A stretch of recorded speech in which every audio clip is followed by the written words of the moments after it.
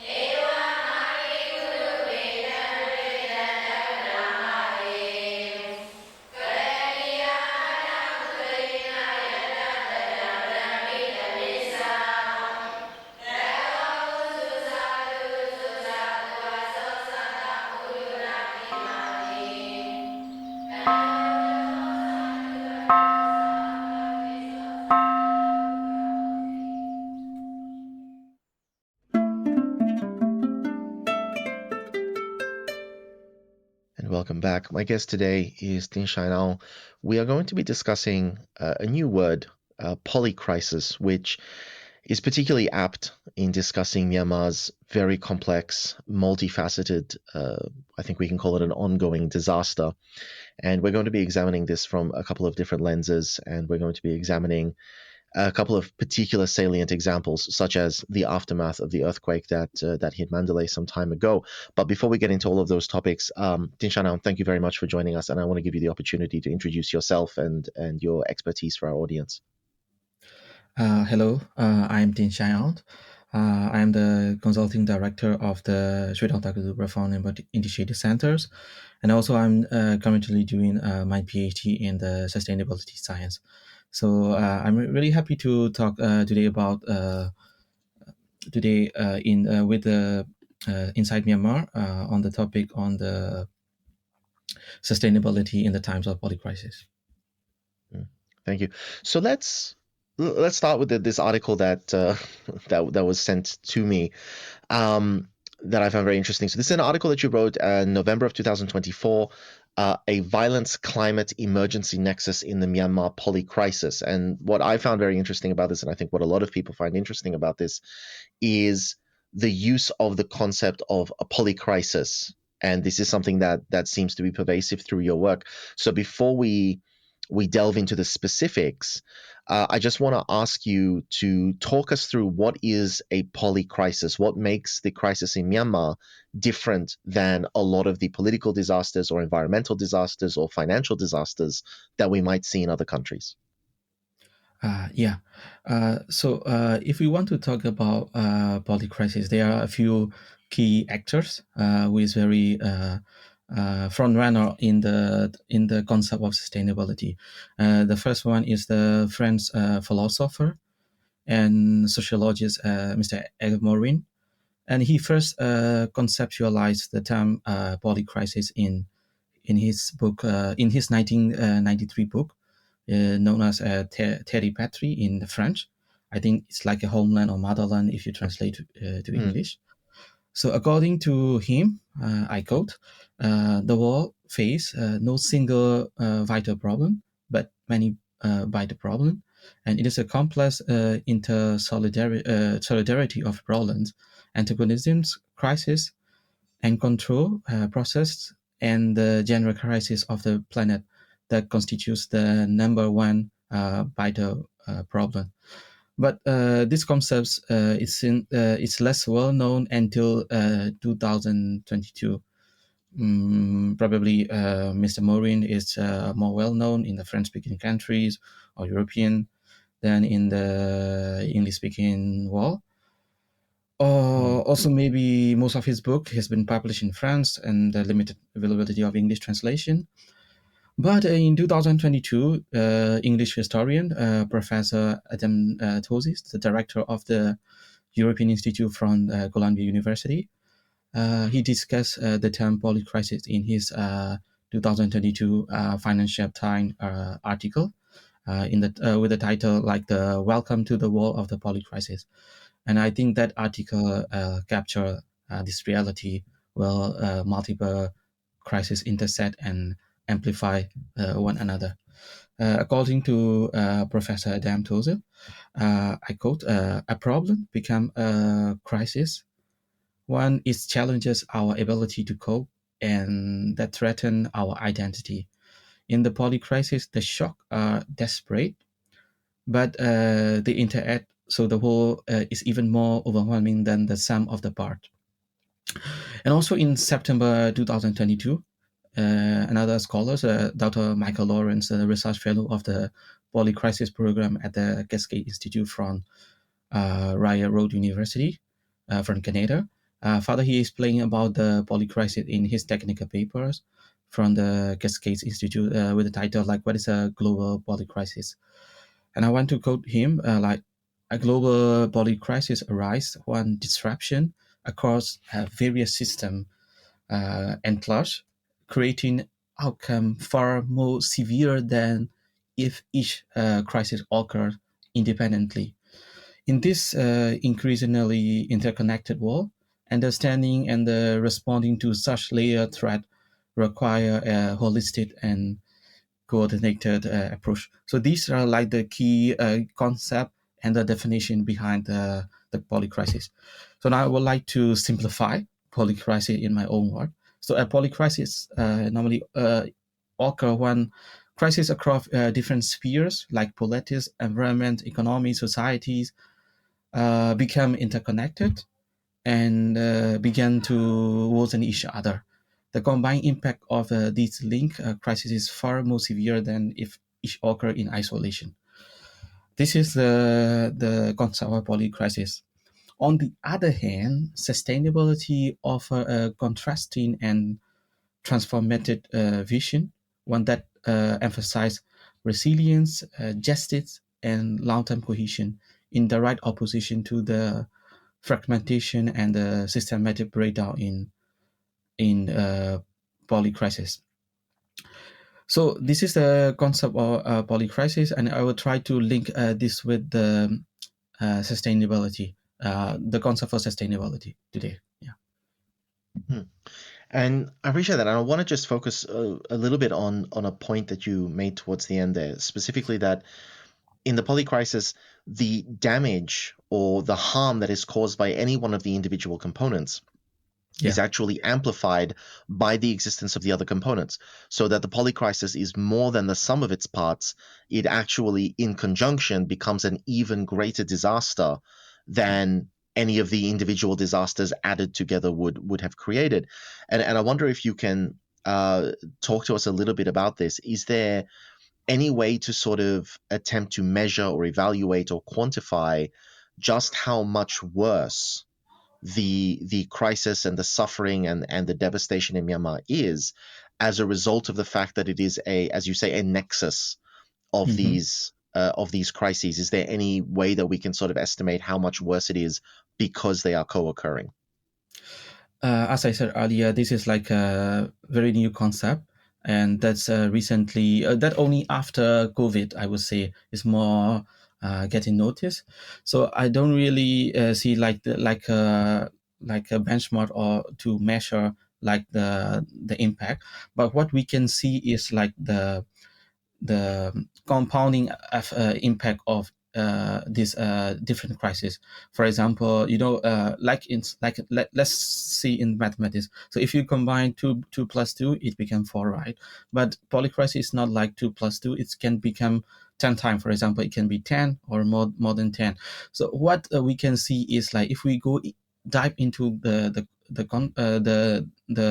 each crisis, we might notice how they interlink each other. For example, one of the example what I want to highlight in the Myanmar case, we had the cyclone, for example, and also the storm in I think in 2023. Mm-hmm. But that was not hit directly to Myanmar. I think that they hit directly to Vietnam, but Yeah. the death toll is way higher than Vietnam in Myanmar. We are not in the direct route of the storm, but the number of death is higher in Myanmar because our resilience is much lower than the country like Vietnam, for example.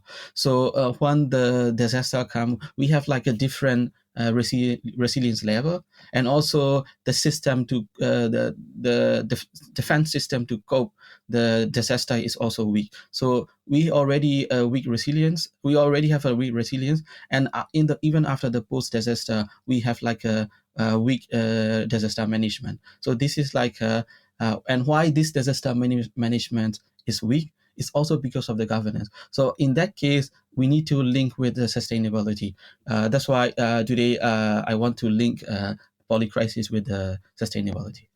Okay, and certainly we'll bring that sustainability focus in, and I know that's a large part of what it is that you've written about. So can you, first of all, can you define sustainability for us? Because usually when we hear sustainability, we're thinking of environmental sustainability. That's what we see the word used in the most often, that we can't be extracting resources, at a greater pace than we can replace those resources. But you're talking about sustainability on a political scale, on a national scale. So what is the meaning, or what is the concept of sustainability when we're talking about it in this context? Yeah, it's a common misunderstanding. So let me start with the definition of sustainability. So we will see the real the picture of the sustainability. So back in 1987, the United Nations Brundtland Commission they introduced a definition of sustainability that is still widely used today. So this Mrs. Brundtland, she was the former Prime Minister of Norway, and she was also the head of this commission in 1987.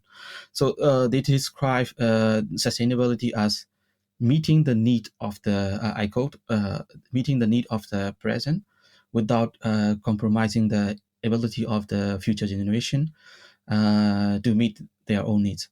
So this comes from this landmark report called Our Common Futures, and also known as the Brundtland Report.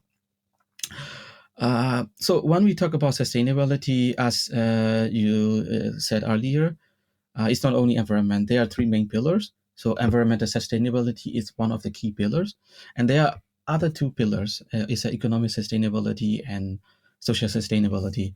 You might also heard like these call, some people use like a three E's, like environmental, economic, and equity. Or sometimes some scholars they also refer like a three P's, planet, profit, and the people. All three are essential and deeply interconnected, and they together guide us toward the cohesion and sustainable futures. So if we want to achieve sustainability, it's crucial to keep cohesion and balance among these pillars. Among these three pillars. If one is neglected or one is dominate the others, the whole system become unstable and unsustainable. So it's not, if we focus only on environmental aspect, we will not achieve sustainability, because the other two pillars, for example, economic and the social aspect, is something that we cannot ignore. So we have to balance three things together. So some scholars, even they argue that the development without sustainability is not truly development at all. This is the argument from some scholars.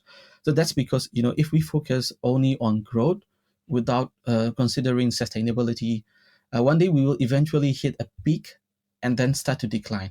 What I mean is like development need natural and the human resource, But these resources are limited. Natural resource, even the human resource, sometimes is limited depending on the country and the location. So right now we are using them faster than they can naturally regenerate.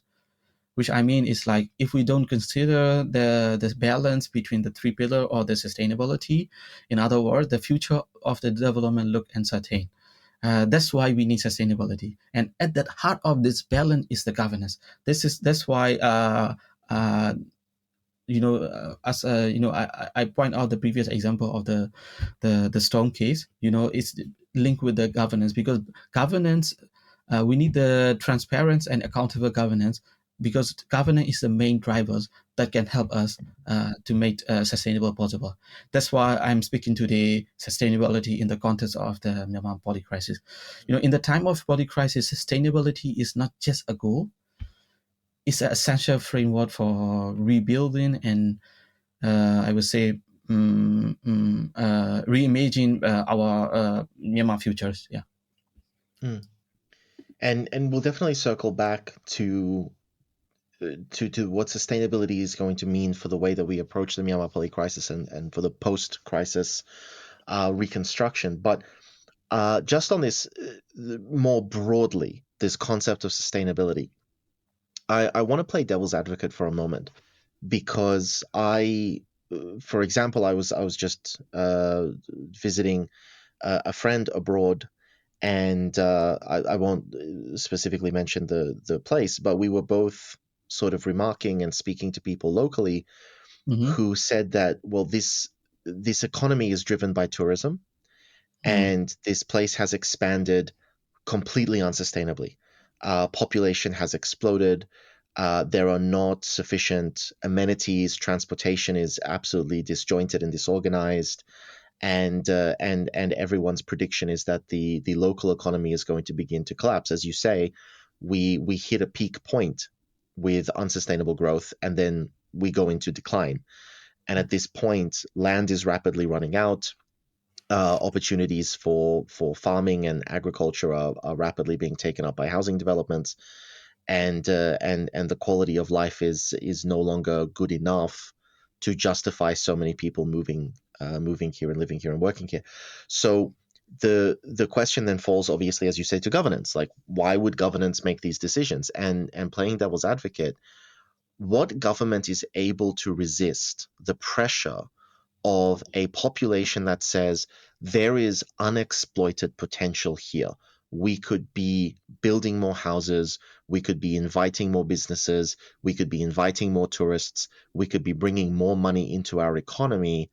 And what government is able to stand up to that and say, no, we will refuse to take these economic opportunities, because if we take all of these opportunities that are on the table, 10 years from now, 15 years from now, 20 years from now, when that government may not be in power anymore, then the economy is going to suffer, then society is going to suffer. Are there cases you can think of, or are there methodologies that governments can use to push back against public demand for this high pace, rapid growth, even if it's unsustainable growth? Yeah, for example, in that case, I want to show an example out of Myanmar. For example, you might heard there are some locals protests in Barcelona against the overwhelming tourism, because tourism make a livelihood for the locals, but if beyond the level that the locals or the society can accept, we already reached to the point or to the peak, and they start become the challenge for the locals. So that's why in sustainability, the government always need to balance three pillars. For example, okay, tourism make money, we need the development, so we invite the investor, we invite the visitors. But this type of the business or the growth can reach to the point that can harm to the local and the social sustainability of the local. So in that case, this this growth is no longer sustainable. So that's why for the government or the governance system, they always need to go. They should go in the inclusive governance to listen the voice of the locals, and of course they also need to.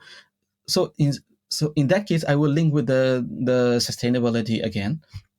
So one of the key word that I want to highlight as the strategy or maybe the advice for in terms of governance is like the think global at local. So it's like local approach. So think of as a global, but also as a local. So it's a combination of both global and local. So we call local. Yeah. So then returning to the Myanmar context specifically, with the ongoing crisis, it's almost unusual to be talking about sustainability, and obviously it's very important for us to be having this conversation.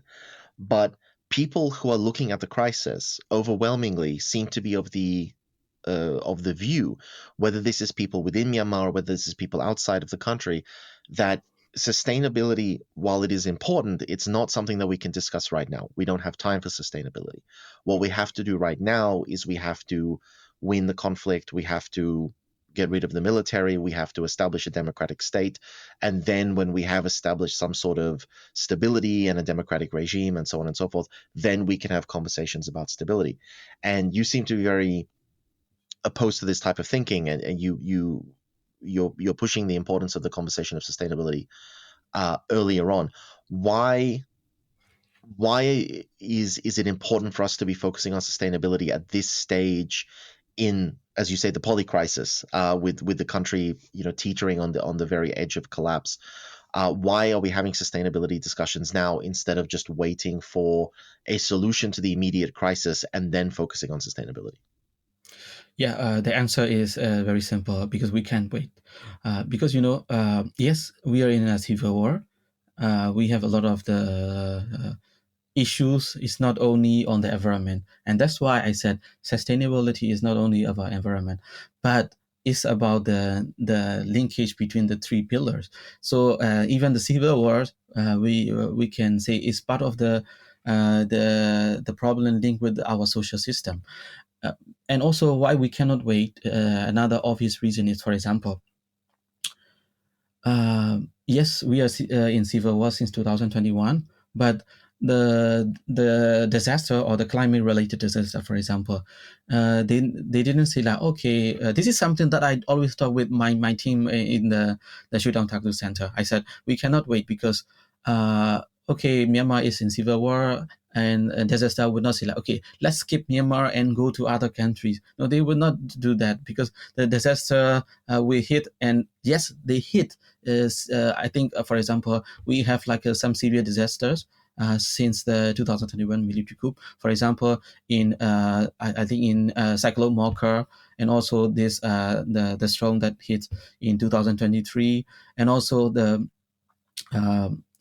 recent earthquake, for example. We are disaster, or they didn't spare us because we are in civil war. So that's why we need to focus also on sustainability. Of course, without the good governance, it's not easy to talk about. So it's way hard to implement or to do something. But on the other hand, we cannot wait. We have to do. This is my suggestion. Yeah. Fair enough. And so then let's sort of follow up into that.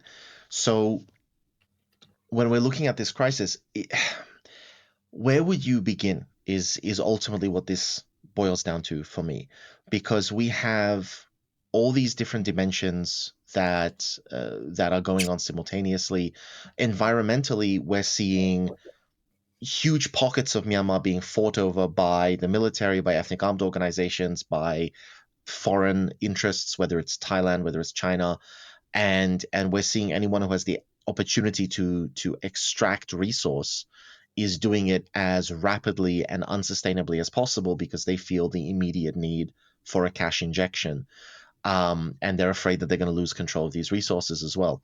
When we're talking about economic sustainability, Obviously, all of the major industries of the country have been aggressively hit. People are losing their jobs. They're very desperate to find any form of money, and the currency keeps deflating. And when we're talking about governance itself, whether it's the national unity government, whether it's the military regime, whether it's various local authorities, no one seems to know how much territory they're going to be in control of. No one's able to really guarantee governmental services. It seems that there is no sector in Myanmar right now that is even close to functioning in any stable or sustainable way.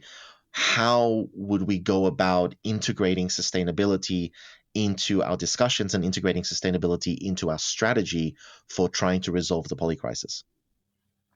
So, if we want to dive inside the polycrisis in Myanmar, we need to see the starting point when we become in the situation of the polycrisis.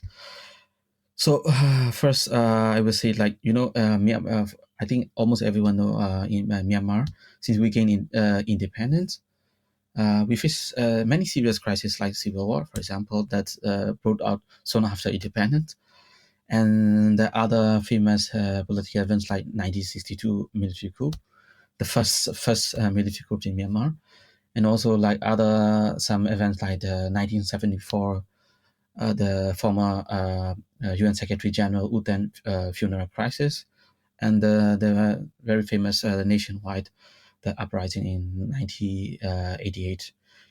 These are all very serious crises that we face, especially in terms of political. We face since we gained independence. And also, these are the kinds of story I grew up by hearing from my late grandmother. These are all they were painful in our history. I have no doubt. But looking back, I believe these events, why they are severe, they were still somehow like contained within the specific sectors, for example, like political or social or the military.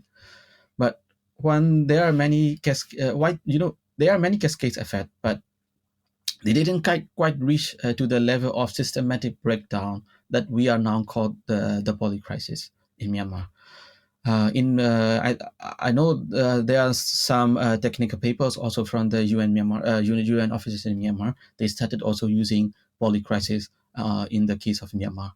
Um, so in my view, the real beginning of the Myanmar polycrisis can be traced to the country political transition period, starting with the 2007 the Saffron revolution. So I think this is a major the turning point in the Myanmar long journey toward the polycrisis we are in today. Because at that time I was like a high school student living in Yangon, and so I saw these events with my own eyes, not just as someone who would later become like an academic, but as a teenager as well. And I lived through the fears and confusion of that moment.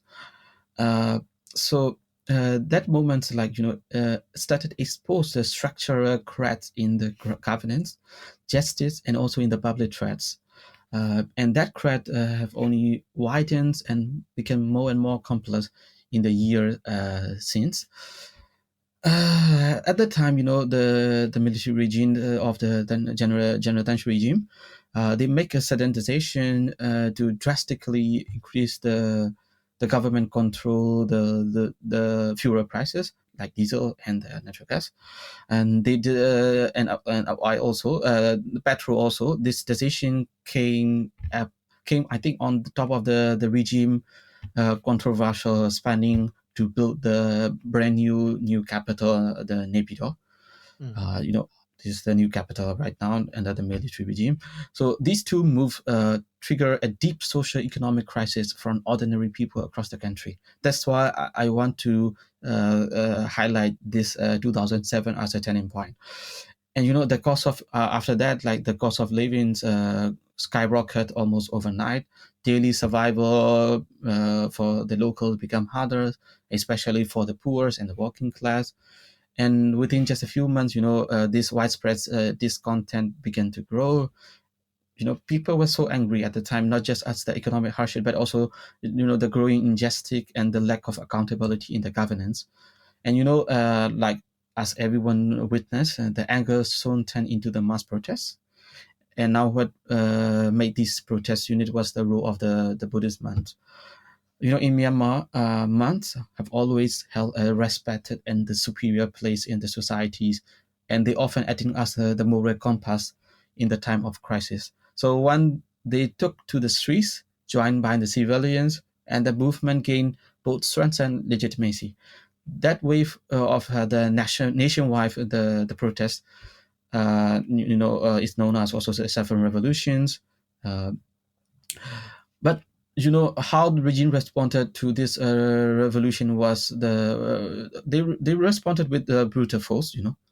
They violently cracked down and they targeted the monk, and that sparks even more outrage. And I would say it's not only inside country, even internationally. Saffron Revolution is the very Saffron revolution is the very famous one. And that moment didn't just represent a public uprising. It exposed how fragile and unsustainable regime grip on power, and it also planted the seeds of what would become Myanmar ongoing cycle of unrest, resistance, and the repression. Because I want to highlight again this because the military regime they want to handle this situation. And since 2004, around 2004, they started this somehow the so-called political transition, and they announced a referendum on the new constitution in 2008. So this created another crisis. That became that 2000 constitution is the controversial one until now, and its many seats are one of the foundational source of the political instability at this moment. And when things got even more, what made things got even more complicated is the climate disasters. Just 1 week before the constitutional referendum, I think that was in May second week. If maybe I may wrong, but I think it's in May second week. And Myanmar was hit by cyclone in the first week of May. That was one of the deadliest the climate related disaster in the country history. Nargis was a category 4 equivalent storm, and it devastated huge part of especially the area with Delta, and it's killed more than 138,000 people. In some village, entire community, I would say, they were wiped out. So it was not just a humanitarian crisis; it was a test of the governance, and also what I highlight earlier, the resilience, the response capacities. And everyone noticed how region handled this crisis. But despite those suffering, displacements, death, loss, all those things caused by Nargis, military pushed ahead with the referendum, and they claim over 90%, I believe, of the, I think 90%, I don't remember exactly the percentage, but I believe they claim over 90% approve for this 2008 constitution. And funny thing is, like, when we make the census in 2000, I think in 2013 or 14, the population size of the total Myanmar is even way lower than the population that they highlight in this 2008 period. So this is clearly showing like a fraud, And it was and 97 or 98% voter Yeah. turnout that they reported, and this was when a lot of people had lost their homes in the cyclone, so they had nowhere to go to vote anyway. Yeah. I was in Yangon at the time, so compared with Delta, we don't. I would say our suffering is nothing compared with the Delta. But even in Yangon, like we were in the blackout for almost a week, and almost all neighborhood is like, I live in mostly in the like the city center, but even in these areas there is no one that can clean the cities and all those collapse the trees buildings. So how can we how can the people in those deltas can go and vote? Why they have no family? Why they have no, they are in suffering, they are in trauma, and for referendum, for constitution, they have no idea. And and also the political literacy of the people in the villages may lower than the people in most like in those big cities also. So how this possible? That's why I think this is completely fraud. But under this new constitution, uh, Tan Shui and the Tan Shui regime and his inner cycle orchestras carefully control handover of power. So if you see from the side of the Tan, that was a strategic move. But if you see from the side of the democracy of the humanitarian, that was a disaster, So they formed somehow the new political party based on the Union Solidarities and Development, USDP. Later it's become USDP, but that time was like association before those transition. And the party leadership was largely made up of the retired generals and and loyalists from the former regime. Obviously. And also they and then they came the so-called election in 2010, which lacked transparency and the credibility. But well, as an outcome, everyone witnessed the former chief, I think former prime minister, the prime minister of in the time of the Nargis. He became the president, Tin Shine, and the other key figures like the General Shuiman, for example, he became also the Speaker of the House. So why it looked like Myanmar was transitioning to democracy? In reality, it was like a carefully managed military-led transformation, and that legacy and the military power behind a civilian mass continue to shape the polycrisis that Myanmar face today. Yeah. So this is the thing. So you're talking about the history of it, and we really appreciate it, going back obviously to the coup of Ne Win back in 1962, but also more importantly, the 88 revolution, talking about the Saffron revolution. You bring up the 2010 election that was boycotted by the NLD for a litany of issues with transparency and legitimacy, but also the 1990 election when everyone got arrested. But here's the thing: despite the tumultuous history that Myanmar has had, when you're talking about this crisis of so many different layers, when we have a civil war, a nationwide conflict between a renegade military and the people of all different parts of the country, including obviously the laboring class, the workers themselves, is a polycrisis not inevitable? Is it possible for us to say that Myanmar's polycrisis, current polycrisis, was created by, was informed by, was brought about by the last 60, 70 years of constant military intervention and abuse of the system?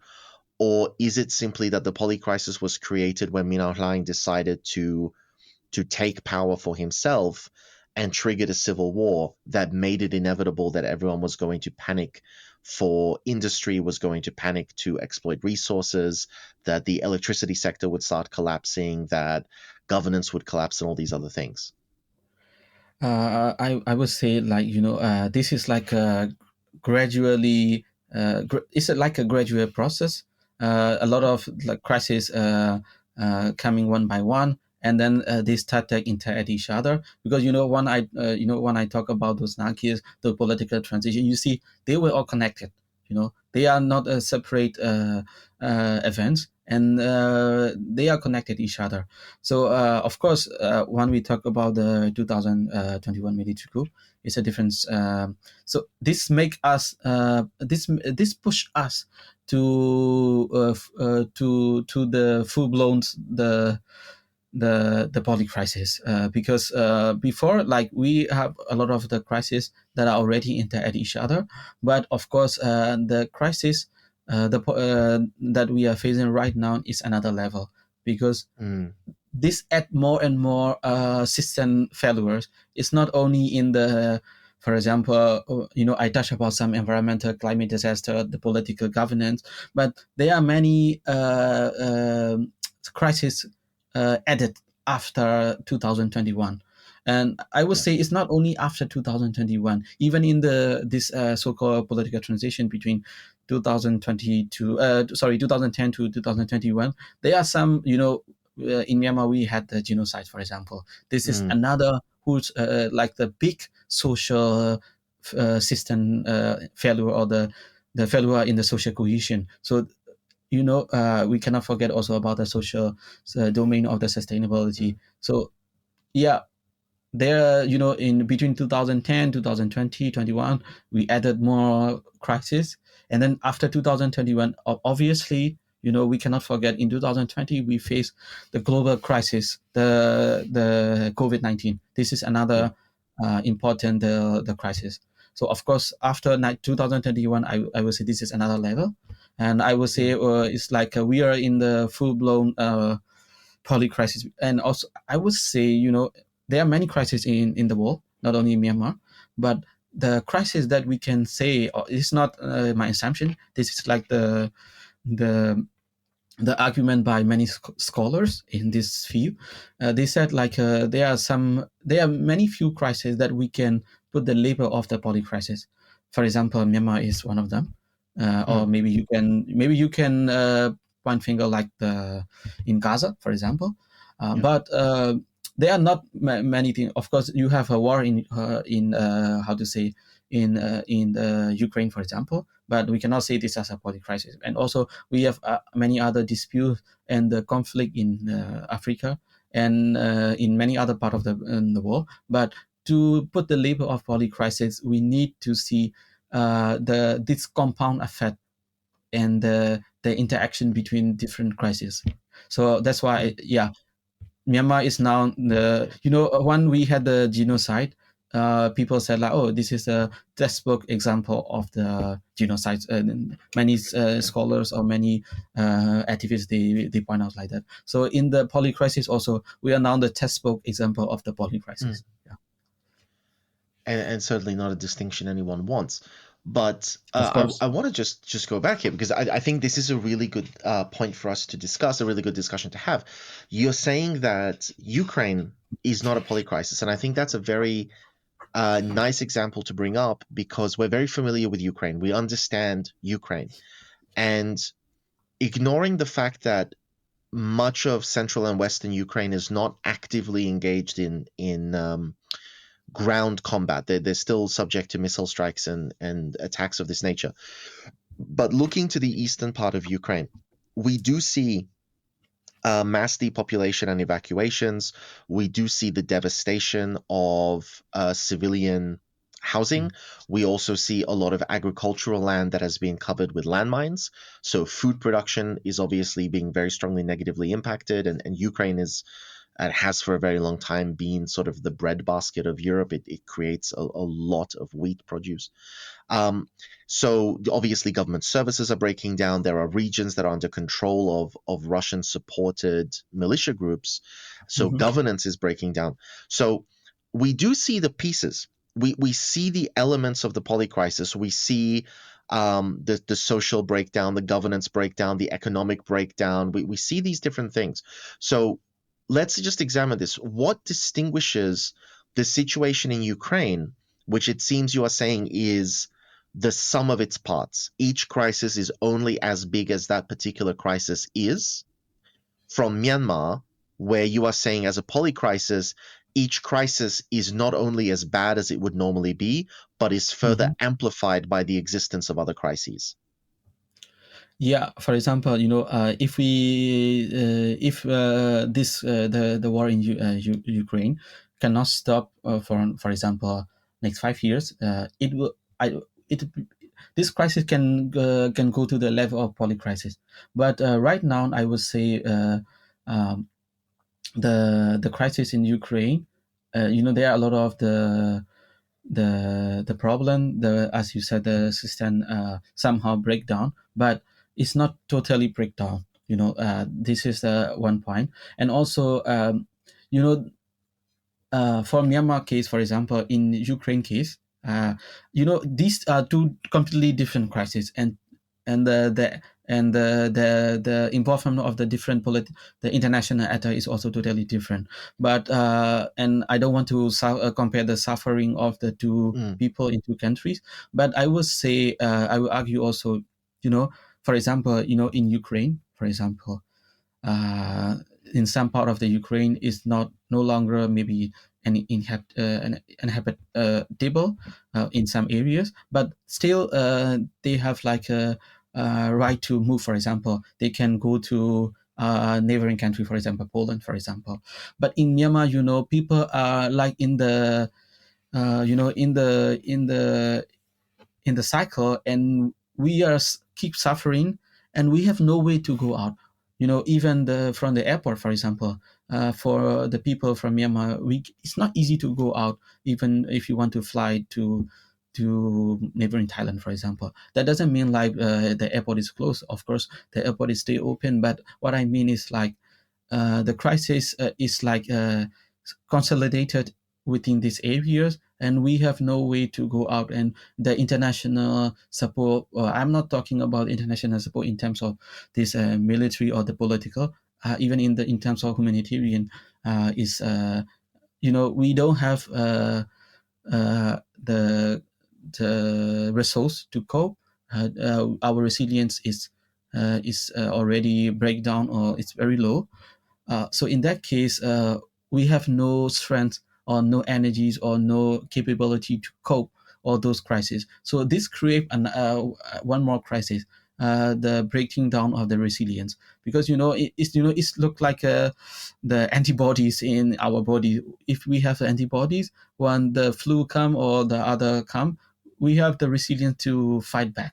But if we don't have resilience, if we have like a low antibodies, we got easily caught the caught or the flu or something. So it's the same similar scenario.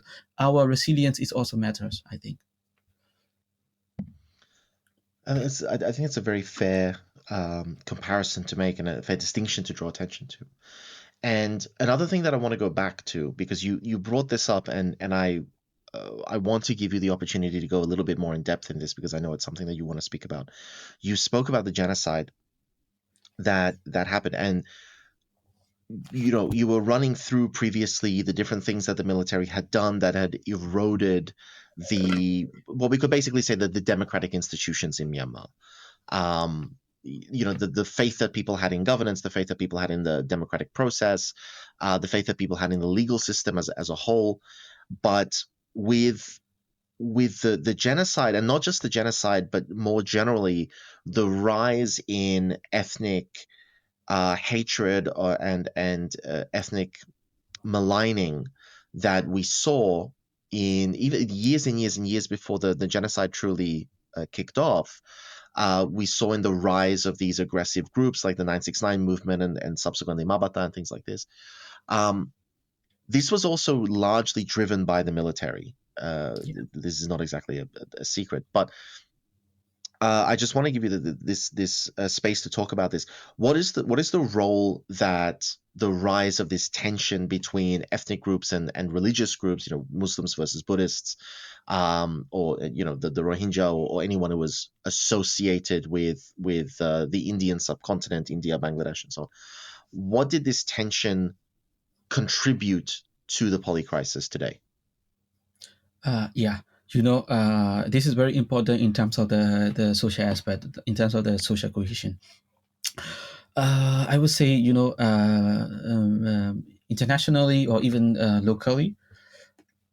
Many people saw like the President Thein Sein administration between 2010 to 15 like a transitional phase toward democracy. But however, that period was marked by the deepening human rights violation and the growing of the ethno-religious nationalism. It's the government from that time, they somehow introduced like political reform, economic reform, to attract international investment, international recognition. Myanmar's, the civilian population, especially these ethnic and religious minorities, it's not only like the Rohingyas, that many other group, they were also the victims of this ethno-nationalism, the religious nationalism, and they face discriminations and violence. And I want to highlight two main points. They suffer violence under both state the ignorance and the complicity, because this vulnerable community, for example, like the Rohingyas, for example, but they are not only one that got they got the fire of the ethno nationalism. For example, the other Muslim population in the country, for example, the constituency of the NLD key leader Win Tain, the Meitila, for example, that was also another area that's suffer a lot of the consequence of this the mass how to say mass this growing this ethno nationalism. For example, Meitila at the other place like Okan, for example, there are many locals. They are not Rangers. They are other Muslims, for example. They also lost their home. Their home was set up under fires, for example. These are happening these are happening in the constituency of the NLD, the key leaders who maintain constituency. And but of course, NLD at that time, they were not in power, so it's not fair to criticize NLD for that. But obviously, they were already in the parliaments, because this happened only after the NLD entered to the parliament. This campaign, this ethno-religious nationalist campaign, how I would say, like this violence and also this rise of the ultra-nationalist movements among the majority population, like you mentioned earlier, the 969 or the Mabata in the new version. Somehow they gain momentum during the Thein Sein regime or Thein Sein government. And this movement, which they frame as like a defense against the so-called the Islamic threat. But the movement promoted the hate speech and the economic. For example, the one obvious social problem is the economic boycott of the Muslim-owned business in the Yangon and many other cities. But this movement was like tolerated by the state, I would say, and it received like they even received like indirect support from political and the religious elites, and they create the environment of like impunity, for example, those the extremism. And this type of narratives, they say like a defense against Islamic threat or defense the Buddhism, and that was strategically used to unify those nationalists, and they become, for example, they become like a group in the post 2021. They become like the group of the called the Pusoti, for example. They become like the key group that gave the ground support for this military supported system, or the militaries supported the governance. So this is another clear example that connected with the 2021 post 2021 events. And also, like I mentioned earlier, Buddhist monks have always played the role of a moral compass in our societies. And when this compass was like God, how to say, military, a kind of compromise, or a kind of military, military put their cell inside this system, the moral compass of our society. That's why our societies somehow got twisted by the military propaganda, and that damaged deeply in our society. When we talk about this now, sometimes we would think, oh, it's harm minority community like Rohingyas. It's way more than that. It's also chip away the moral integrity of the bigger picture, or the bigger community, or the society, the whole society in Myanmar. So this kind of the violence and the outcome of this campaign in 2012, 2013, and later, and later in 2017, for example. These created like a displaced person internally, and also some fled to Bangladesh. They crossed the border. And it's become one of the most pressing humanitarian crisis in the region. And the refugee camps in Bangladesh is one of the largest refugee camps in the world also. So yeah, you see how this social problem, this ethno-nationalist campaign try to destroy our social cohesion and the social sustainability between the different religious and ethnic minorities. And in 2015 general election is a milestone in our democratic developments, and that was the landslide victory for the NLD. And also the democracy icon of Myanmar, the Peace Nobel laureate Aung San Suu Kyi. That was the huge win for the people of Myanmar. But we have a lot of optimism around this movement, but that was somehow got criticized after those 2017 these problems, 2017 crisis in Rakhine State, or the Arakan State. For example, even NLD, for example, NLD is the party, one of the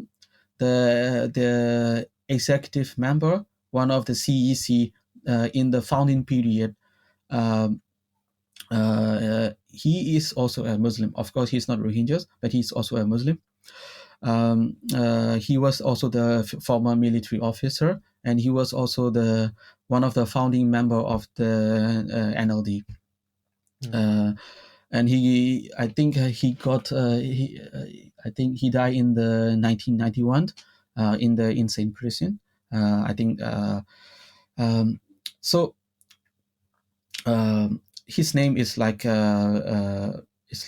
he's also a very famous author.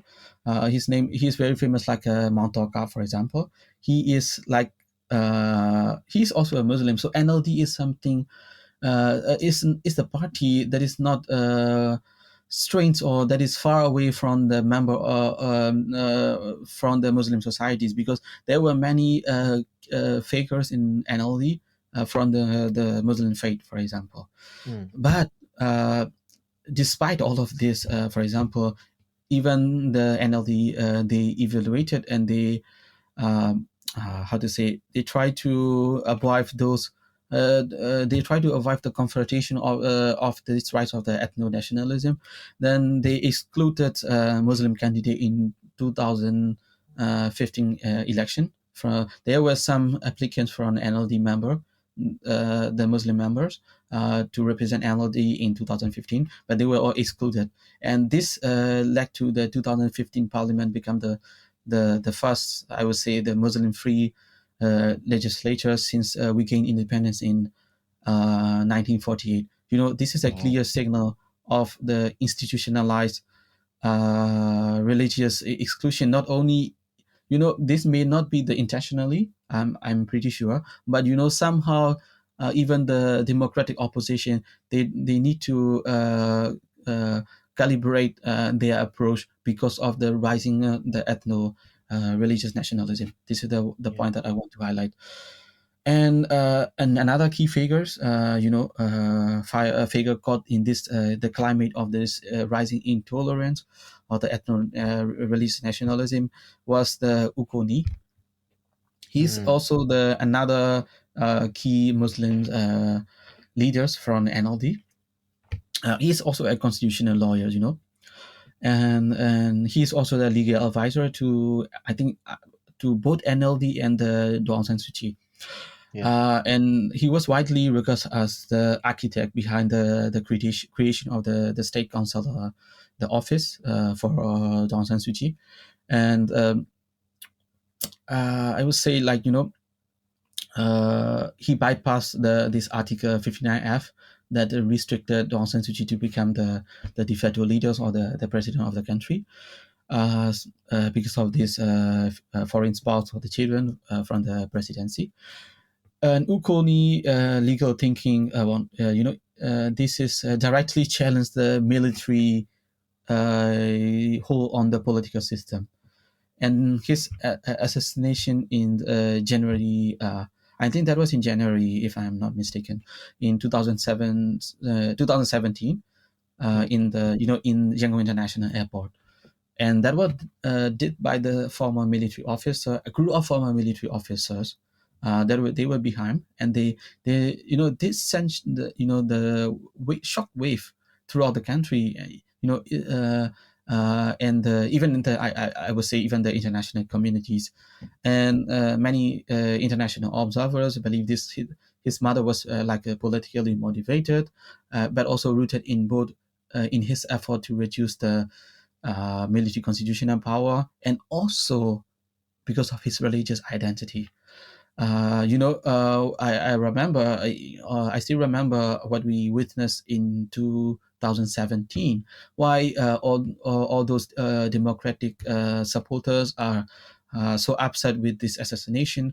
There were a group of people, they are celebrating on social medias about this assassination. So you see how fragile democracy journey, and how and also you see the intersection of the politics, power, and also this nationalism, and and also with link with the religious belief.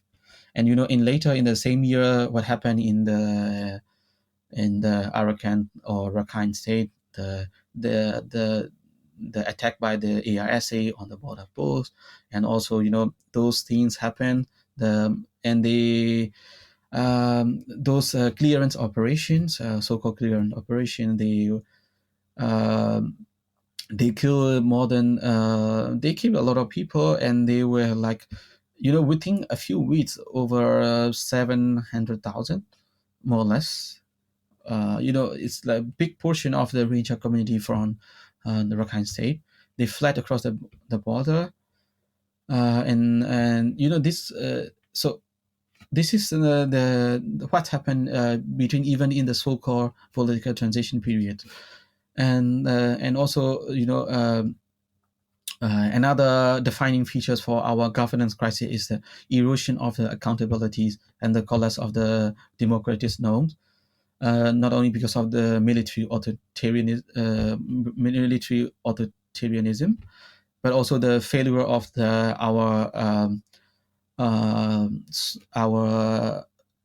our people that will love democracy and the human right to tackle this or to fight back military narrative. And all of this happened, and this led to another, this crisis it's become like the internet global topic, and even this crisis, they even arrived to the ICG and now in ICC as well.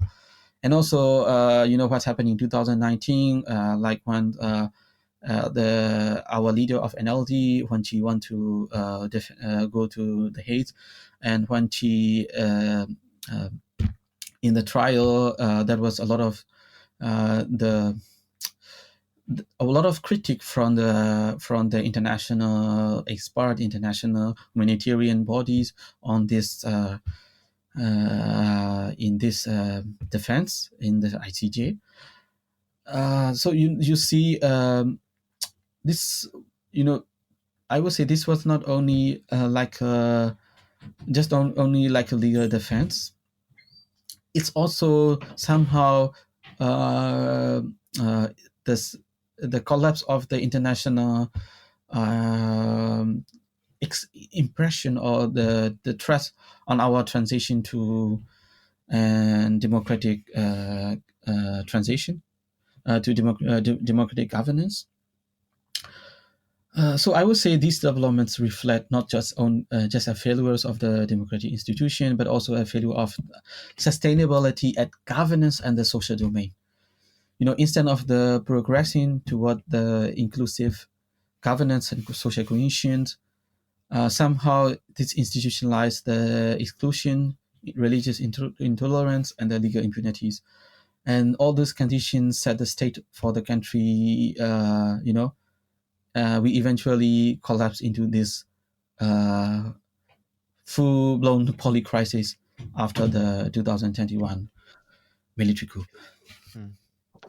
And I don't want to delve too deeply into each individual element, but there are a couple that I wanted to highlight and get your thoughts on.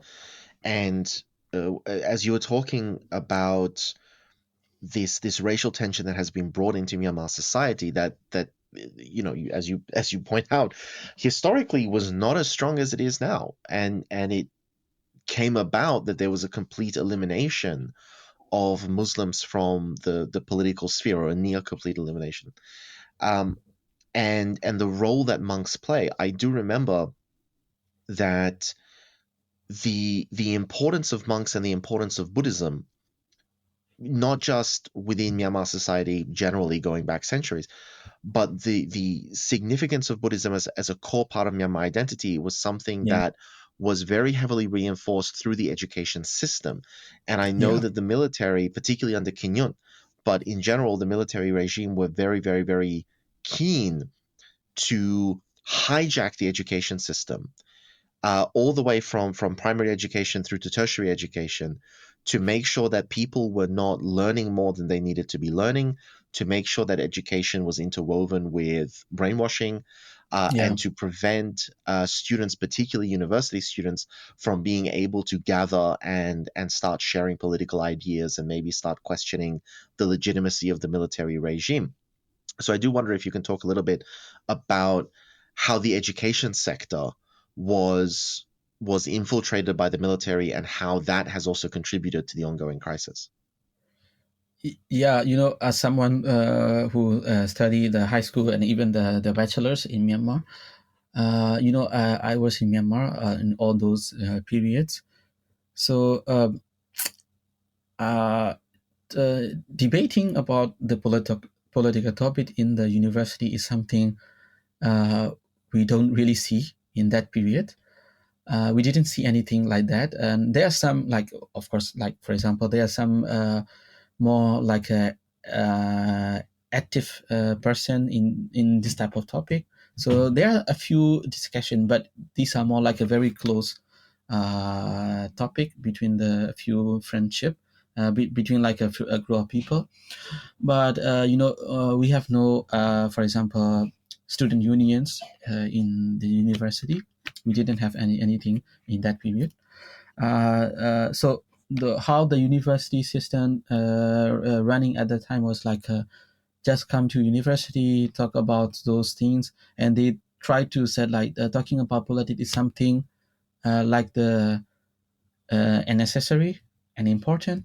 And also, this is a topic that normally talk among like the bad students. When we talk about the political topic, they try to put the label like, oh, they are bad students. They don't want to study.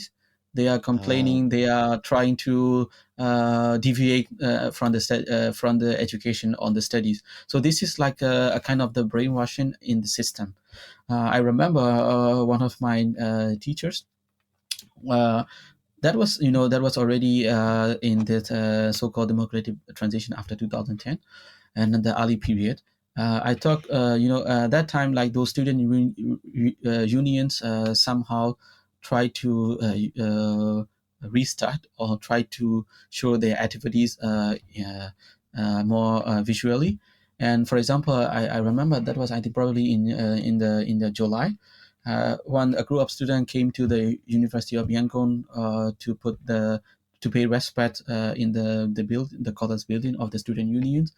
And I talked with my teachers, and she said like, oh, students should focus only on study. They should not involve in this type of the topic, because if you focus on your futures, if you want to focus on your futures, the future success, you should avoid this type of the activities. That was something, that's something like me and many others students, we heard from our teachers, because they, if you see how they grew up, and they grew up, in the system under the new regime.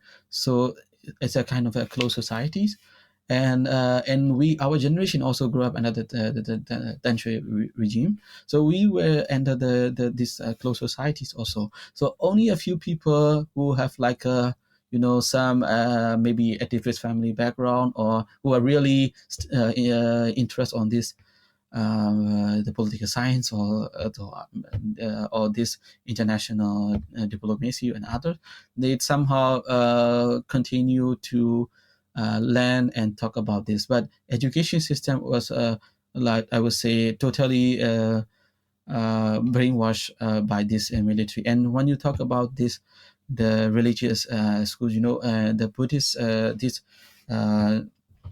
month, this religious school run by the monk was very important for our society, even before, especially before the colonial period. Because after the colonial period, it's somehow different. I think they had like we had like a more westernized education, and also some Burmese activist students, they studied the national schools. So somehow this deviated from the monk run schools. But we cannot forget the important role of this monotheistic schools, because and don't forget what happened in 2007. That was like one, our moral compass led our society to the good direction. We were all in the good direction. And then we are always talking so proudly about the 2007 Saffron Revolution. But I believe why we impressed too much about this Saffron Revolution. On the other hand, on the other side, the military really concerned about this. So they try to put some, I would say, it's like a kind of virus into the society of our moral compass. And then this somehow become like you see in this post 2010 or post 2012. And then our society even got like our moral compass somehow divided. There are some months that stay talking about human rights and democracies and the for the society, but there are some group, they somehow align with this the regimes. So you see, they try to infiltrate to every society, not only to the moral compass of our country, but also to many other societies like education, even the government offices, there many people are always making a joke like, oh, there are a lot of spies. So if you talk about those political topic in this in this environment, people always say it's a red flag. Don't talk about this, because if you talk, so they infiltrated almost every society, including the Buddhist monk. And going to a different element of not even Myanmar society, something more broadly that I just don't think that we give enough attention to, is climate change, because it's not just the response to Cyclone Nargis, because obviously that was abysmal, and the abuse by the military regime of the international aid response to basically enrich themselves was unusually disgusting, even by the military standards. But what I think is becoming apparent to anyone who's lived in Myanmar over the last, I would say, 10 years, it should be apparent, or anywhere in Southeast Asia really in the last 10 years, it should be apparent that climate change is a reality, that year on year on year, the impact of climate change is being felt more strongly. And this can mean unusually long rainy seasons, it can mean unusually long dry seasons, but in any event, it can mean weather conditions that are seriously harmful to the population, are seriously harmful to infrastructure like hydroelectric power, which is one of the reasons that we saw even before the coup so many increases in power cuts, and can just be harmful to other types of agricultural activity around the country. With this in mind, has the Myanmar governments, whether this is the NLD government, whether this is the Thein Sein government, what have you, has the government's response and preparation to global warming been another of these major contributing factors to what we're seeing now? Are people suffering more now post coup in the polycrisis because over the last 10 years the government has failed to take serious action to prepare for climate change? Before I go deeper on this climate change event, I want to highlight one good point because we talked today a lot of bad things. So I want to highlight one good point. So what happened in during the NLD government between 2015 and 21, the NLD government designed what called Myanmar Sustainable Development Plan (MSDP). That was the NLD orchestra or the government at the time orchestras this development plans to align with the United Nations Sustainable Development Goal and the sustainability. So that was like a blueprint or the footprint for us to go to more sustainable future, not only environmental, social, or the economic. So there are many aspect in terms of economy, climate change, and even the social aspect in this Myanmar Sustainable Development Plan. But somehow I noticed since 2021, no one talk about Sustainable Development Plan (MSDP), except I think I heard one time from the professor Shang Tunnel, he talked about MSDP when he highlight about the progress of the NLD government between 2015 and 21. But since then, we have no progress in this sustainable development plan. And as you see, the regime after 2021, they tried to erase everything what the previous government did. So MSDP probably one of the things that they clearly put aside from their table. So this is something I want to highlight today. And so if you see the progress of the SDG, for example, the Sustainable Development Goal that was adopted in 2015 by the UN member state, Myanmar, as a member of UN, we reported the progress of the Myanmar government, the country of Myanmar on the MSDP. On the SDG. But since 2021, all the annually updated report for Myanmar, there are no indicators to measure. So our report, the progress of Myanmar, already stopped in 2020.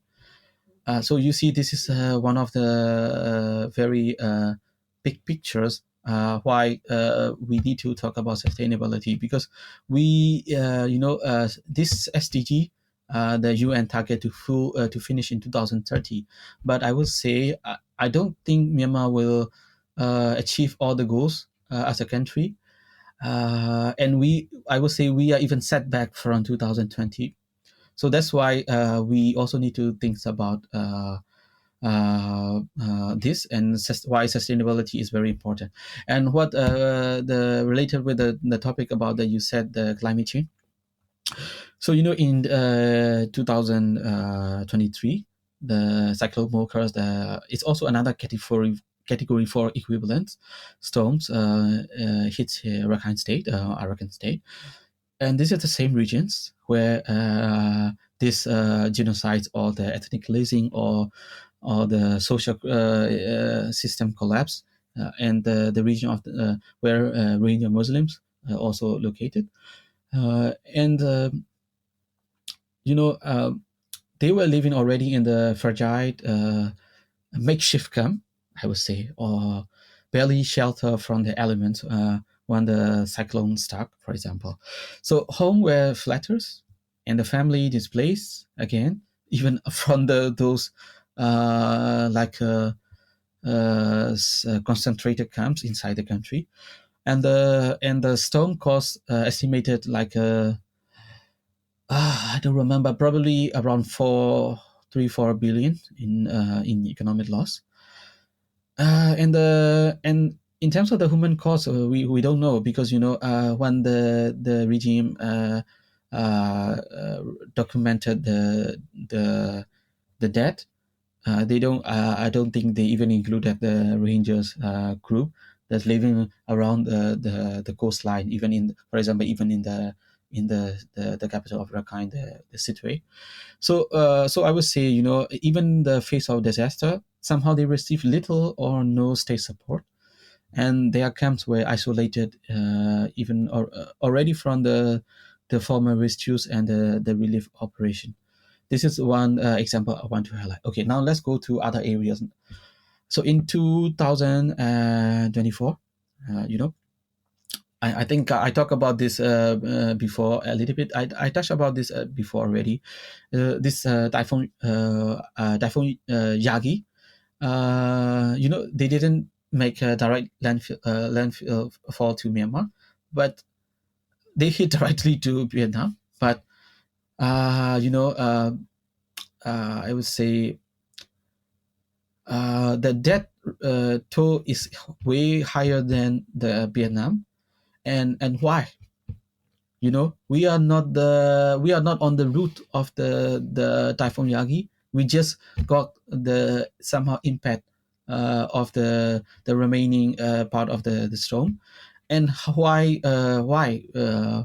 that toll is even higher than the Vietnam, because we have torn apart our ability to respond or to cope the crisis, and the resilience of the disaster response, or I would say disaster risk management. For example, in place like Shan State, for example, the entire township were flooded, but those areas that is controlled by the ethnic armed groups, the aids cannot get in, because somehow the regime blocked the access to those opposition control areas. They cut off roads. They stop those civilian led or the transport of food and medicine to that areas. They stop all those support, and what could have been a manageable the climate change disaster, it's quickly turned into a man-made humanitarian catastrophe.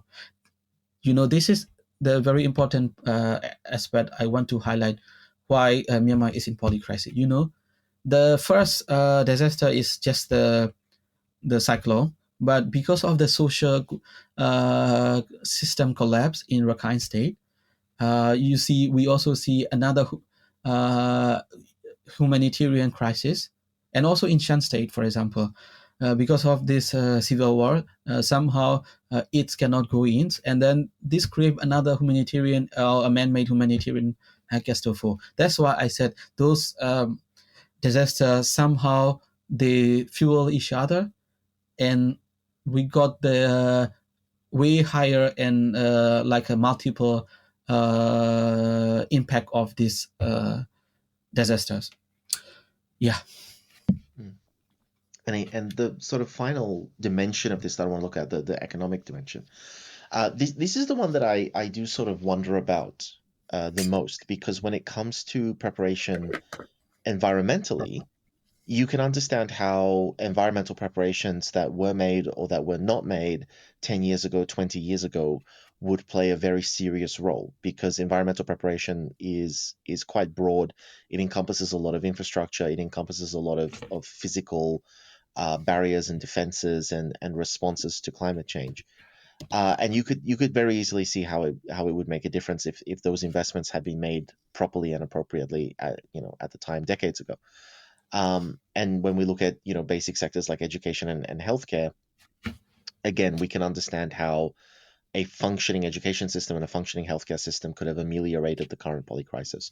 What I do wonder about is the economic, because I do not foresee a conflict in which the economic sectors are not completely and utterly ripped up, because we see in Myanmar, obviously through MEC and MEHL, that the military owns an enormous slice of the pie. I've heard economic estimates ranging to about 20% of all industries in Myanmar controlled by the military.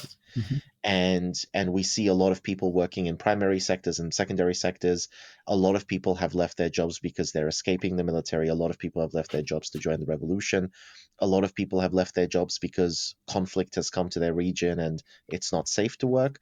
And a lot of people have left their jobs because the companies they work for, the factories they work for, don't have any way to export or transport their goods or to import raw materials. And so there's no way for them to do work, or no reason for them to do work. It feels that the economic sector in Myanmar was always going to be vulnerable. If civil war comes, or if an external war comes, these economic sectors are going to be completely destroyed. And certainly we are seeing a very serious economic decline. Is the current situation economically, industrially, agriculturally in Myanmar, the broad economic sector, is this also partially the result of policy decisions that were made over the last couple of decades, or was it effectively unavoidable that economically, at least, the country is going to be as heavily impacted as it has been impacted during this period?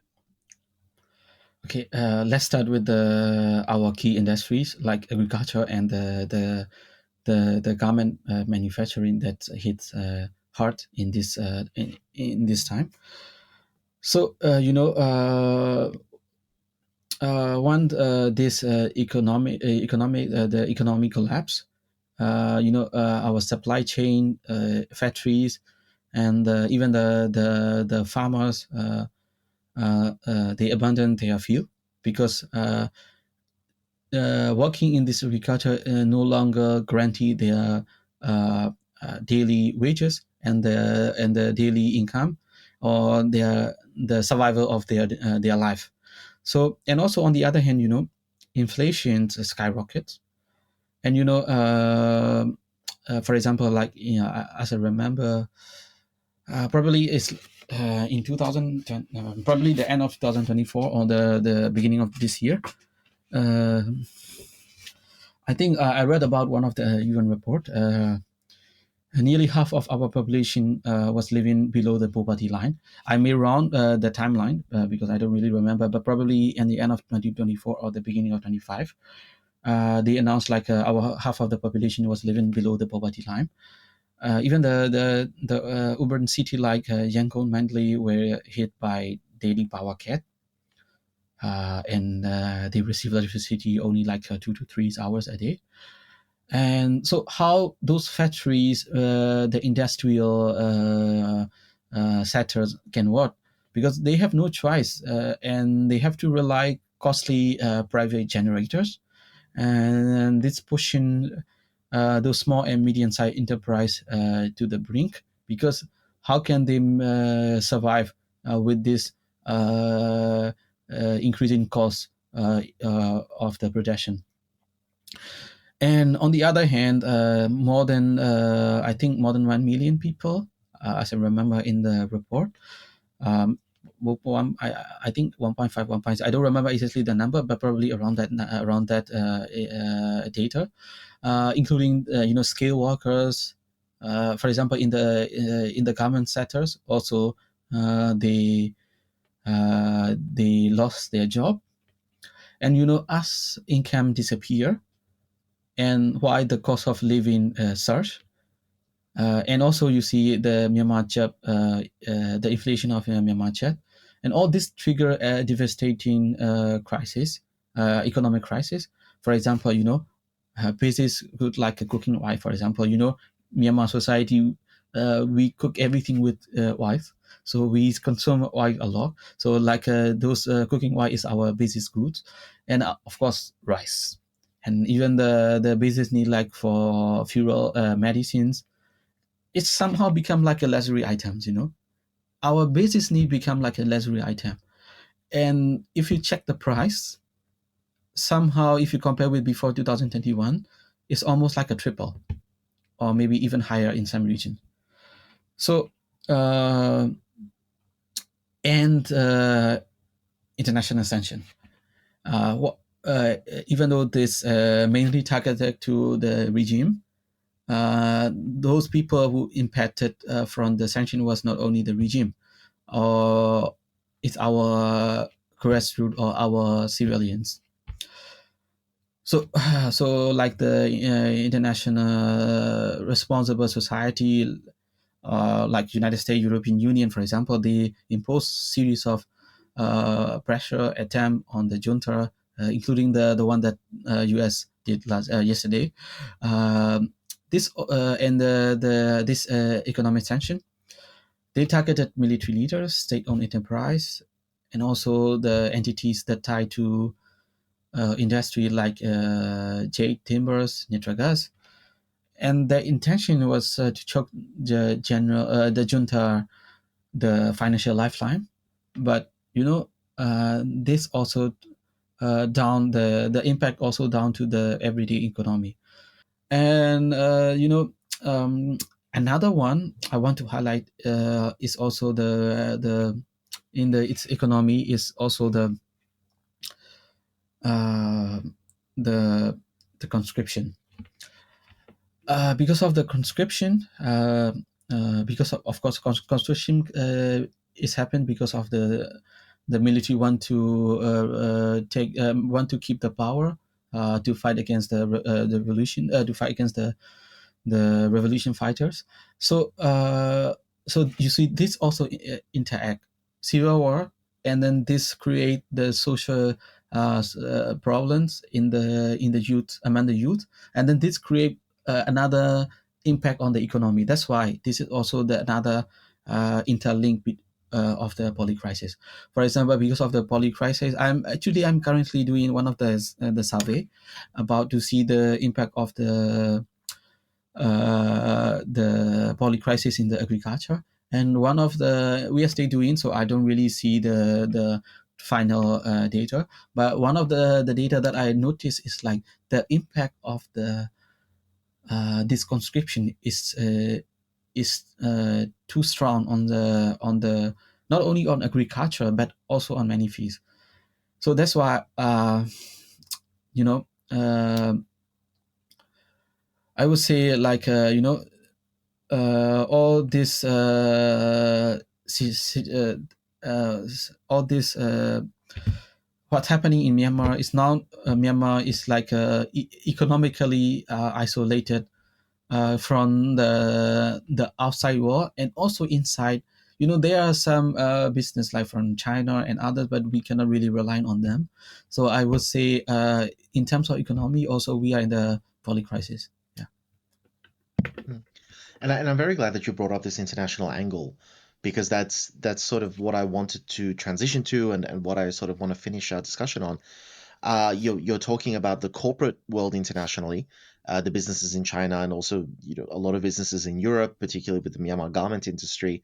I'm not going to name drop any specific companies, but some pretty major fashion outlets in Europe and North America do in fact contract and continue to contract with Myanmar garment factories that are controlled by the military.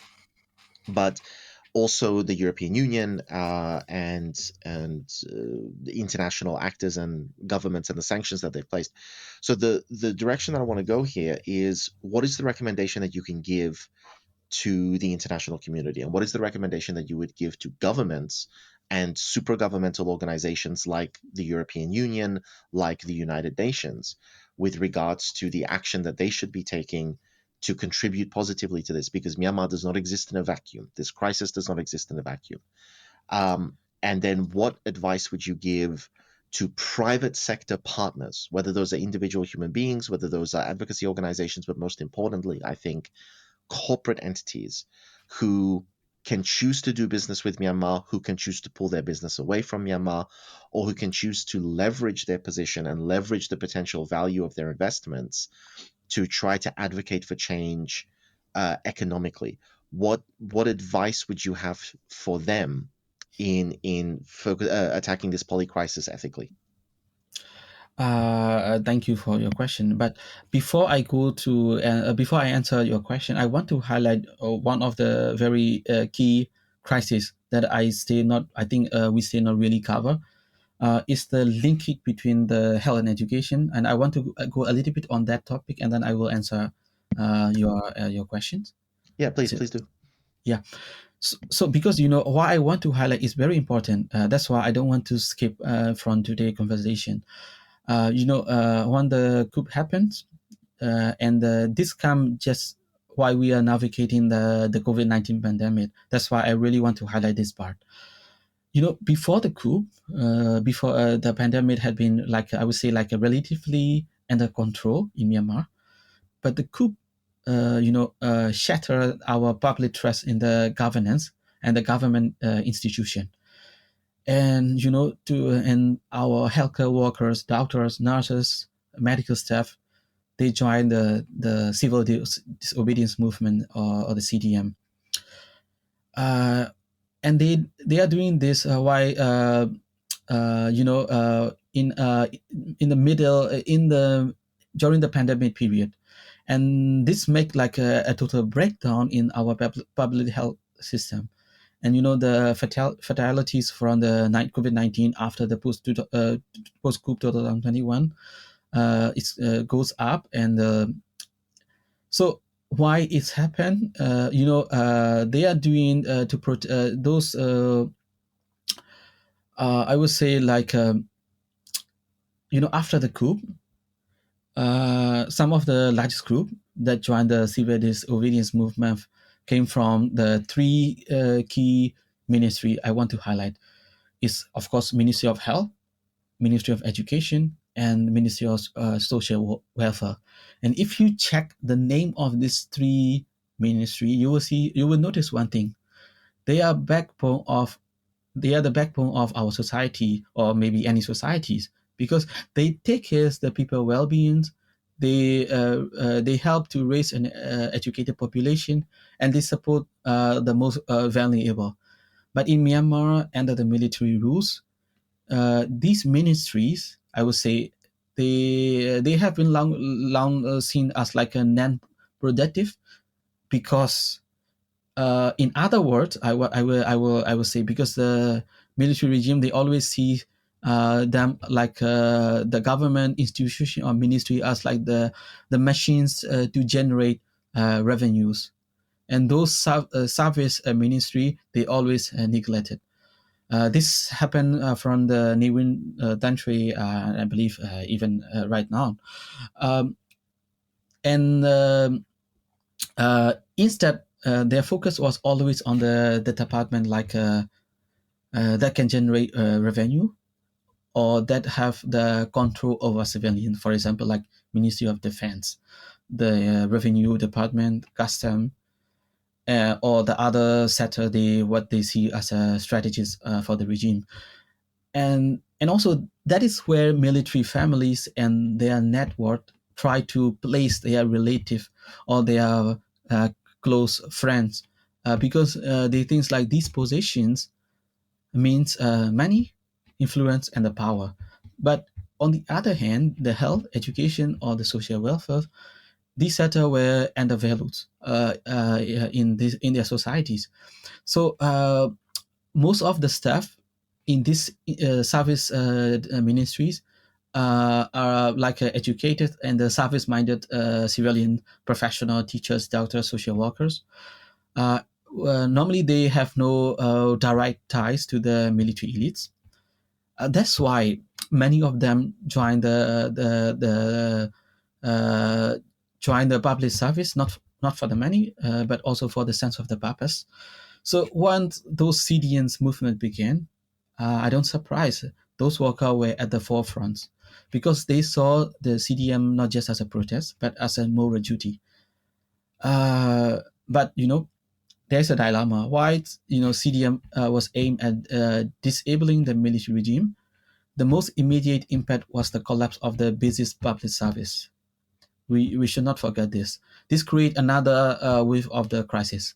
So, for example, like hospitals were abandoned, school closed, welfare programs stopped operating, and the entire public sectors and the infrastructures collapsed. And the effect ripple COVID-19 death. And also, many children or the young generation, they lost years of education. And also the vulnerable population, they were left without support. While we are trying to bring down the regime or the junta, but the public, especially the poor and marginalized, paid the highest price of this. This is a painful paradox, a kind of a dilemma also for me.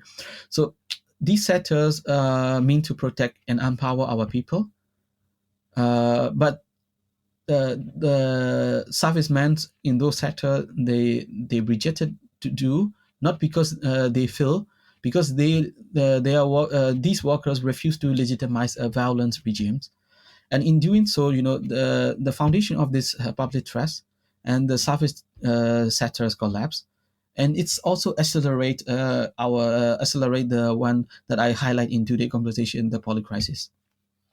So you see, what began as a polycrisis quickly escalated to the full-scale armed resistance, and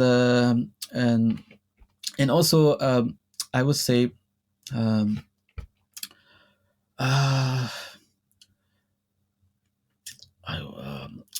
this repression escalated, and why we started with the non-violence, many, especially the generations Z, they joined the resistant group, either the new one, newly founded, or the existing the ethnic group in the ethnic regions. So you see how this crisis connected. What started as the political crisis, in the crisis in the governance, they impact to our healthcare, education, social welfare, and also this effect goes to way beyond their own sectors. And combining all of this, the impact is way higher than the impact of the own crisis. So this is the one that I want to highlight. I don't want to miss about this in the today conversation.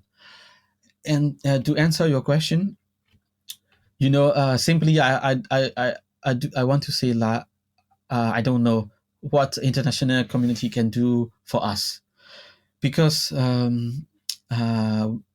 for example, sanction, we ask for the sanction to to try to bring down the junta. But even the sanction also had a lot of negative impact on the societies. And so there are some groups, they are looking for the military support from the Western democratic governments. But I don't know this is a good idea or not, because it's also because of the I don't know what about the democrat literacy in those group on the ground, why there are many leaders on the superior position are more democratic aligned. I don't know about the exactly all the group, because we heard a lot of um, the human right violation also on the ground, even in the revolution side. And on the other hand, if we continue under the regime, we cannot escape from the polycrisis, and we cannot escape from almost like a 3 decade. Our grandparents, our parents, and our generation already suffer from this military authoritarianism. So I don't want to go our next generation under the regime or this kind of the authoritarian rule. So it's a kind of dilemma. If you see like, okay, we need to do this, but on the other hand, somehow this make a negative impact, and on the other hand, we cannot continue this to live in under the regime. So for international community, I would say one thing probably they can do is like try to talk with the group that really represent the people on the ground, and then try to help us. For example, in the revolution areas, they can help somehow like directly like to the revolution areas for the humanitarian purpose. Even they cannot provide the weapons, for example. So if we can get somehow, if we can increase the resilience of the community in this ethnic control and the revolution control areas, somehow this will help us to increase our resilience to cope the disaster when the disaster comes. So this is something in terms of the polycrisis. I would say this is something what we need, because when the disaster come, the disaster didn't differentiate the area that controlled by the military or the area controlled by the revolution. We got the impact of the disaster in the same scale. So we need to increase also the resilience of the people in those in the liberation area of the ethnic control areas. But for the political purpose, I don't think it's not really aligned with the topic that we talked today in the polycrisis topic. Yeah.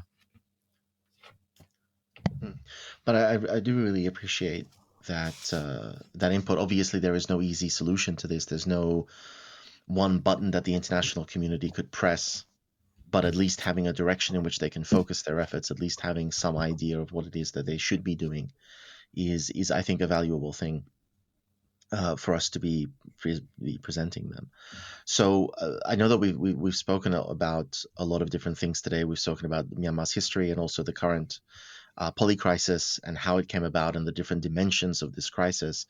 I want to highlight one thing is, I would say, this polycrisis is not a collection of the isolated events, but this is like a multi-dimensional collapse of the governance, economy, public health, climate, so all the topic that we covered today. So I would say like in stable time, I want to connect with the sustainability, back to sustainability and the polycrisis. So in stable time, I will say like sustainability probably may be seen as like a long-term aspiration, but in our context, in the context of the polycrisis, it's become like a strategy for survival and reconstruction, It's also require the systematic thinking that link immediate recovery effort with the long-term resilience, because we need to focus on both. We need to increase our long-term resilience, and also we need to think about the immediate recovery effort. And also and this approach is based on the justice, should based on the justice inclusion, and also I would say, okay, I talk a lot of the bad things or the problems, but I want to highlight in the end some positive aspiration or the positive aspects. Even in the polycrisis, our Burmese people are quietly laying the foundation for the sustainable futures. I want to go for the positive aspect. For example, our educators, they are creating the underground education in the liberation areas and digital classroom. For example, the NUG and others, those universities, for example, Spring University, Myanmar, one of the university that happened because of the coup. And also those digital teaching, for example, using this digital classroom, and they try to go somehow in the transition to be more in sustainable way. And for example, even our own people, because of the power cut, we cannot rely on the central the energy system. So people started using more renewable energies to produce the electricity in their own for their own family or their own building. So somehow, maybe some people will say this is just the act of survival, but I would say this is somehow this is the act of vision also. Of course, but those like a grassroots movement or the community-led movement cannot succeed alone. So what international community can do is also they can support and funded or to scale those small projects that is running in the revolutionary areas, and also even in the some under the even in some big cities, the community started using the renewable energies. So I would say, our polycrisis also reflect the global reality, and also the interconnected natures of the today challenges, and climate change, inequality, authoritarian regimes, humanitarian breakdown. Not isolated trends that only happen in Myanmar. They are also you can see impact of similar disaster or the crisis in many other part of the world. Maybe not in the level of polycrisis, but climate change, for example, threatening the existence of our human beings because of the rising temperatures. So to move forward, we require to redefine our approach to improve our resilience to cope the disaster or the polycrisis. And as you listen, you have heard how painful and the complex this polycrisis. But I remain hopeful and about our futures. Myanmar futures, because sometimes a crisis of this scale could become a turning point. It can push us to confront the broken system, to open the new door for transformative change.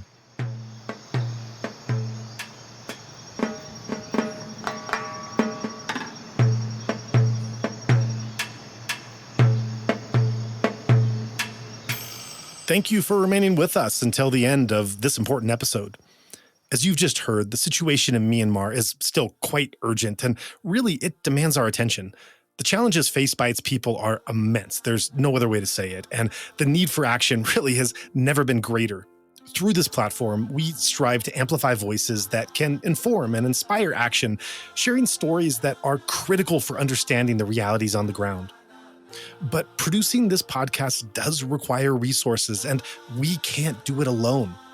To be honest, it is only your support that makes it possible for us to continue this work at all and to continue to shine a light on what's happening in Myanmar. Visit insightmyanmar.org/donation to contribute. Your generosity is not just a donation, it's a commitment to standing with the people of Myanmar in their time of need. Thank you for listening and for joining us in this effort to keep the focus on Myanmar and its people.